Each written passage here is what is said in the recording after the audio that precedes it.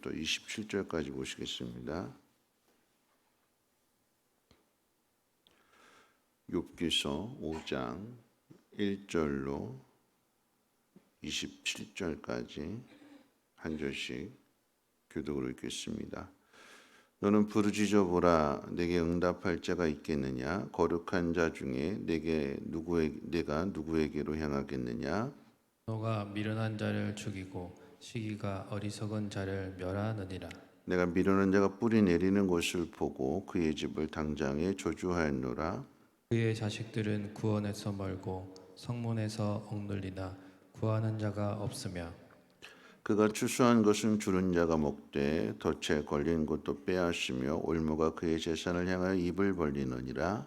때나는 티끌에서 일어나는 것이 아니냐 고난은 흙에서 나는 것이 아니니라. 사람은 고생을 위하여 났으니 불꽃이 위로 날아가는 것 같으니라. 나라면 하나님을 찾겠고 내 일을 하나님께 의탁하리라. 하나님은 헤아릴 수 없이 큰 일을 행하시며 기이한 일을 셀 수 없이 행하시나니 비를 땅에 내리시고 물을 밭에 보내시며 낮은 자를 높이 드시고 애곡하는 자를 일으키사 구원에 이르게 하시느니라. 하나님은 교활한 자의 계교를 꺾으사 그들의 손이 성공하지 못하게 하시며 지혜로운 자가 자기의 계략에 빠지게 하시며 간고한 자의 계략을 무너뜨리심으로 그들은 낮에도 어두움을 만나고 대낮에도 더듬기를 밤과 같이 하느니라. 하나님은 가난한 자를 강한 자의 칼과 그 입에서 또한 그들의 손에서 구출하여 주시나니 그러므로 가난한 자가 희망이 있고 악행이 스스로 입을 다무느니라. 볼지어다 하나님께 징계받는 자에게는 복이 있나니 그런즉 너는 전능자의 징계를 없이 여기지 말지니라. 하나님은 아프게 하시다가 싸매시며 상하게 하시다가 그의 손으로 고치시나니 6가지 환난에서 너를 구원하시며 7가지 환난이라도 그 재앙이 내게 미치지 않게 하시며 익은 때의 죽음에서 전쟁 때의 칼의 위협에서 너를 구원하실 터인즉 내가 혀의 채찍을 피하여 숨을 수가 있고 멸망이 올 때에도 두려워하지 아니할 것이라. 너는 멸망과 기근을 비웃으며 들짐승을 두려워하지 말라. 들에 있는 돌이 너와 언약을 맺겠고 들짐승이 너와 화목하게 살 것이니라. 내가 내 장막의 평안함을 알고 내 우리를 살펴도 잃은 것이 없을 것이며 내 자손이 많아지며 내 후손이 땅의 풀과 같이 될 줄을 내가 알 것이라. 내가 장수하다가 무덤에 이르리니 마치 곡식단을 제때에 들어올림 같으니라. 볼지어다 우리가 연구한 바가 이와 같으니 너는 들어보라. 그러면 내가 알리라. 아멘. 욥의 친구이자 또 어떤 의미에서 보면 연장자라고도 할 수 있는데 엘리바스가 욥의 고난을 보면서 이제 충고해주는 그런 말들이 4장에 이어서 5장까지 이어지게 되는데 가장 먼저 이제 엘리바스가 등장하는 것은 이 엘리바스가 연장자이기도 합니다. 가장 나이가 많은 사람으로서 욥의 고난을 살펴보고 또 마지막 그 27절에서 이야기하는 것처럼 연구해봤다 하면서 이제 충고를 해주지요. 연장자이기 때문에 많은 경험들을 가지고 있습니다. 그래서 어제 살펴보는 이제 4장 8절 말씀 가운데도 이제 내가 보건대 또 5장 오늘 본문 3절에 보니까 내가 보고 또 5장 8절에 나라면 그러니까 많은 것들을 경험해 봤기 때문에 그 경험을 가지고 이제 이야기를 하게 될 때에 첫 번째 이야기하는 것은 욥의 고난에 대해서 재난은 먼지에서 생기지 않는다라고 이야기를 합니다. 그러니까 욥이 당한 문제, 미련한 자의 아들들은 성문에서 재판을 받게 되는데 구원해 줄 사람이 없다. 그러니까 욥의 고난 중에 가장 큰 고난, 가장 가슴 아픈 고난이 자녀들의 문제 있잖아요. 자녀들의 그 죽음에 대해서 이유가 있다라고 하는 거죠. 또 물질로 인해 어려움을 당하게 되는 것, 하루아침에 그 모든 재산을 다 잃어버리게 된 그 모든 것, 재난과 고난은 그냥 일어나지 않는다. 거기에는 분명한 원인이 있다. 다시 말하면 뿌려진 씨앗의 결과로 그 열매가 나타나게 되는 것이지 그냥 이유 없이 되는 것은 하나도 없다. 불티라고 하는 것은 그냥 생기지 않는 거죠. 그 밑에서 불이 활활 타오르기 때문에 그 불길로부터 불똥이 튀는 것이고 또 불티가 하늘로 올라가게 되는 것, 원인이 있기 때문에 결과가 있다. 그러니까 네가 하나님 앞에 죄를 범했기 때문에 이런 고난을 당하게 되는 것이고 해결책을 제시하게 되는데 8절 말씀 가운데 보면 나라면 하나님을 찾겠고 내 일을 하나님 앞에 의탁하겠다.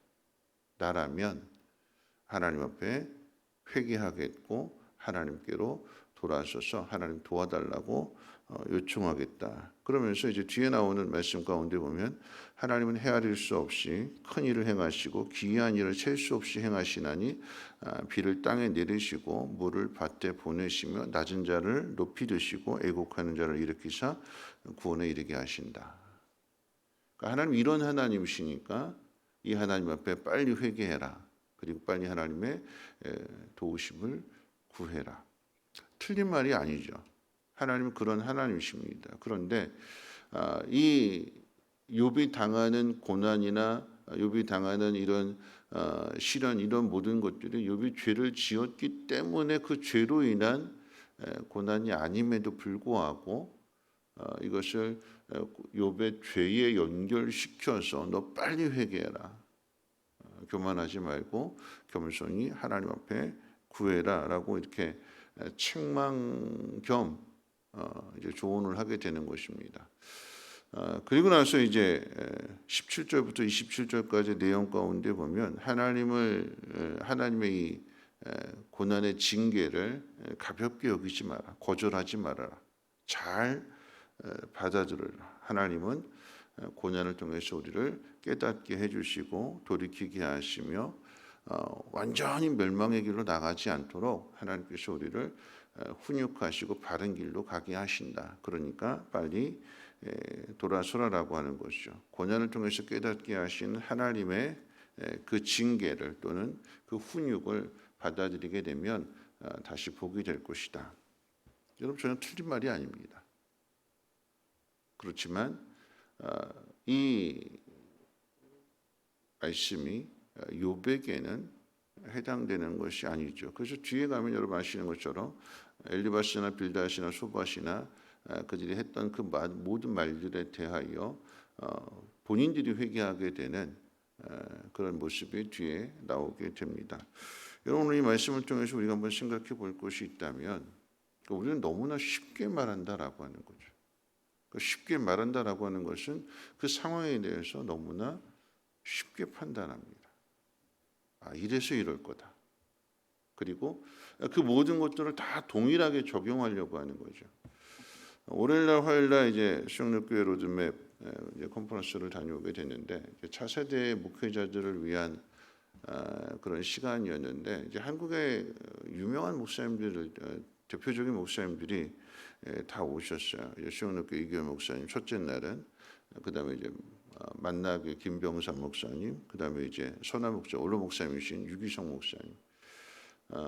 마지막 시간에 이제 첫째 날 마지막 시간에 이 세 분들이 이제 앞에 앉으셔가지고 이제 담임 목사님들과 이제 부목사님들 같이 가는데 부목사님들은 다른 과목 듣고 담임 목사님들은 이 세 분의 목사님들과 함께 이제 목회에 관한 모든 궁금한 것들을 이제 물어보는 거예요.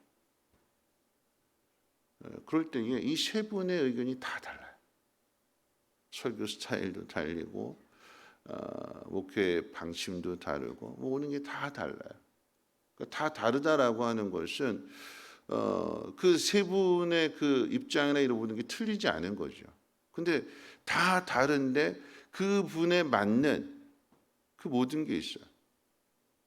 둘째 날 이제 어제 저녁에는 이제 지구촌교회 최성호 목사님, 또 삼일교회 성태구 목사님, 또 미래 연구학 박사이신 이제 최윤식 박사님, 이렇게 세 분을 이제 앞에 앉혀놓고 이제 다 질문하는 거예요. 이런 질문도 하고 저런 질문도 들어보면 또 다 달라요. 어떤 것도 답이 없는 거죠. 그러니까 가장 대표적으로 예를 든다면 이제 김병사 목사님 만나교회 목사님 이렇게 설교를 하실 때 이분은 어떻게 하면 성도들이 궁금해하고 고민하는 그런 문제들을 가장 쉽게 복음을 전할까, 말씀을 전할까. 그러니까 대표적으로 예를 든다면 이런 얘기예요. 만나교회는 교회에 흡연실이 있대요. 교회에. 교회에 흡연실이 있는 것 가지고, 그러니까 목사님 왜 흡연실을 만들었냐? 담배 피더라도 교회 와서 피고, 그렇게 해라도 와서 복음을 들으라고 하는 거죠. 그러니까 이것 가지고 많은 사람들이 어떻게 교회에다 흡연실을 만들 수 있냐? 교회가 너무 막 나간다. 근데 목사님의 입장은 담배 피우는 것 때문에 교회 못 나온다? 술 마시는 것 때문에 교회 못 나온다? 그렇지 않고 그렇게라도 와서 말씀 들어라. 그러니까 요즘 젊은 세대들이 그러니까 가게 되는 거죠. 그 교회로. 나한테 해당되는 상황이니까 가게 되는 거예요. 또 그렇게 설교를 하시네요. 설교 시간에 OX 이렇게 요즘 이제 QR 코드 이렇게 핸드폰 가지고 화면 이렇게 딱 비치게 되면 그 사이트로 딱 들어가요. 그래서 OX 할 수 있는 그런 건데 뭐냐면 그 본당 안에 음료수나 이렇게 뭐 커피나 이런 거 가지고 가서 마실 수 있냐 설교 시간에 OX 성도님들 보고 그거 찍으라고 그런대요. 투표하라고. 그래서 그 결과 이렇게 모니터로 보면서 거기에 가지고 설교를 하게 될 때 이렇게 말씀해 주시니까 거기에 있는 사람들이 이거 괜찮네 저렇게 해도 되겠네 하는 생각을 가질 때에 이제 시온학교회 목사님이 그건 너무 위험한 거고요. 그러면서 이제 또 이렇게 본인 입장을 이야기하시고 그러니까 목회라고 하는 것 하나님께서 그 사람의 마음 가운데 담아주시는 것들 그분의 성품 그분의 배경 이런 모든 것 안에 그분 나름대로의 그 모든 것들을 담아주시는 것이고 또 그 교회는 그런 성도님들 모아주시고 불러주시기 때문에 목회가 가능합니다. 어느 것도 답이 없습니다. 답은 누구만 아시는가? 하나님이 아시는 거예요. 우리는 무언가 내가 기준으로 내가 중심으로 판단하고 해석할 것이 아니라 하나님께서 어떤 마음을 가지고 계시는지 어떤 뜻을 가지고 있는 것인지 나 자신에도 마찬가지로 그렇게 해야 되지만 다른 사람에 대한 이야기를 해줄 때도 동일하게 하나님의 뜻을 먼저 구해야 되는 거죠. 이건 중요한 것은 항상 모든 것이 다 내 중심이 돼버려요. 그래서 그렇게 하지 말라고 하나님의 영을 우리 가운데 보내주시는 거잖아요. 성령이 우리 가운데 오셔서 내 문제뿐만 아니라 상대방에게도 동일하게 하나님의 영이 계시기 때문에 성령이 그 모든 것들을 통달하신다고 했으니까 우리 깊은 것까지도 아신다고 그랬으니까 먼저 성령에게 구해야 되는 거예요. 저분이 왜 저렇게 어려움을 당하고 있는지 그럼 내가 저분을 위해서 무엇을 해줘야 되는지 하나님 앞에 구해야 되는 것이고 깨닫게 해주시는 대로 가야 되는 거죠.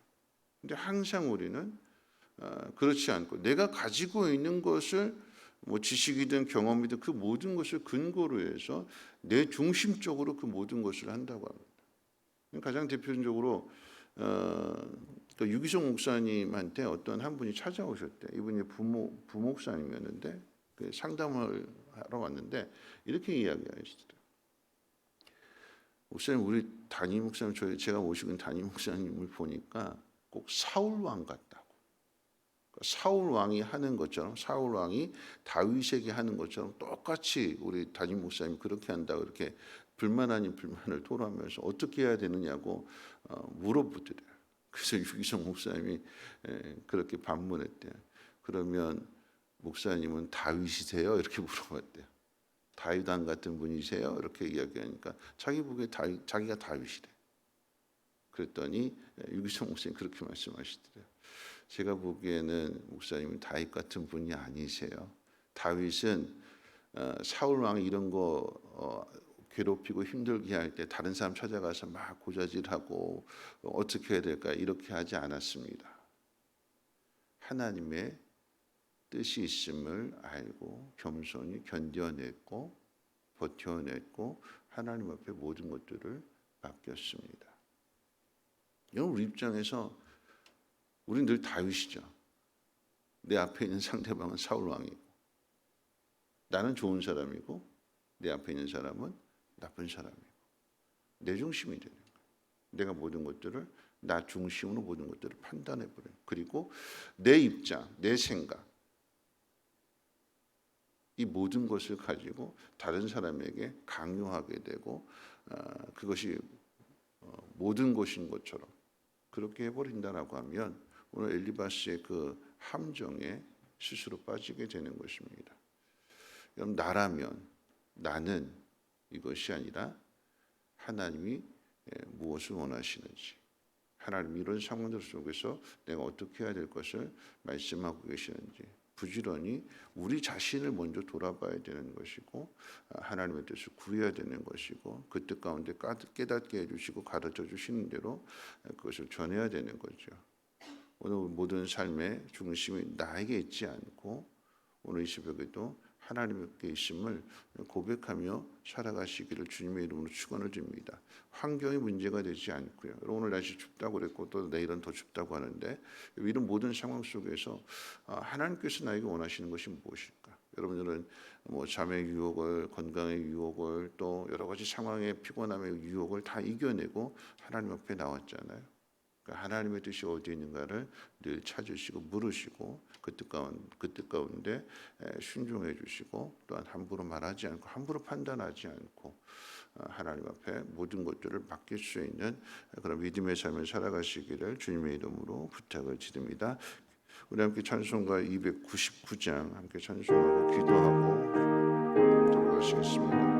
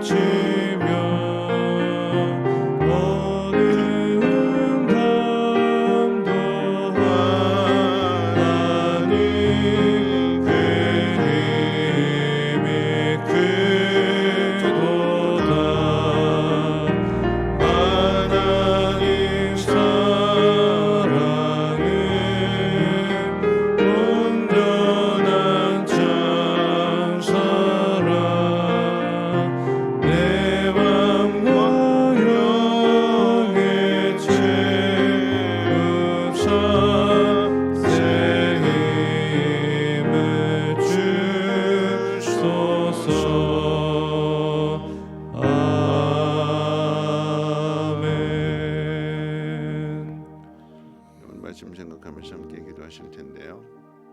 그리고 우리는 내가 중심이 됩니다. 다른 사람은 모르고 나만 알고 있고, 다른 사람은 못하고 나만 하고, 다른 사람은 나쁘고 나는 착하고, 그러니까 모든 게 다 내가 중심이 됩니다. 근데 신앙은요, 내가 죽는 게 신앙이래요. 여러분, 베드로가 그랬잖아요. 베드로가 예수님께서 닭이 울기 전에 네가 나를 3번 부인할 것이다. 왜 이렇게 말씀하시냐면, 다른 사람은 다 주를 버릴지라도 저는 절대 주님 버리지 않습니다. 하루가 뭔가 하루가. 한 달 후에 죄를 짓는 것이 아니라 그렇게 말한 그날 밤에. 우리 모습이 그런 거예요. 나는 특별하지 않습니다. 난 작아요. 난 부족해요. 내가 알고 있는 것이 전부가 아닙니다. 그래서 우리들 우리 안에 거하시는 하나님께 구해야 되는 거예요. 하나님 가르쳐 주시고 깨닫게 해주시고 내가 해야 할 일을 알려주십시오. 겸손하게 먼저 하나님의 뜻을 구하고 그리고 깨닫게 해주시는 대로 제일 중요한 것은 여러분 기도죠. 기도.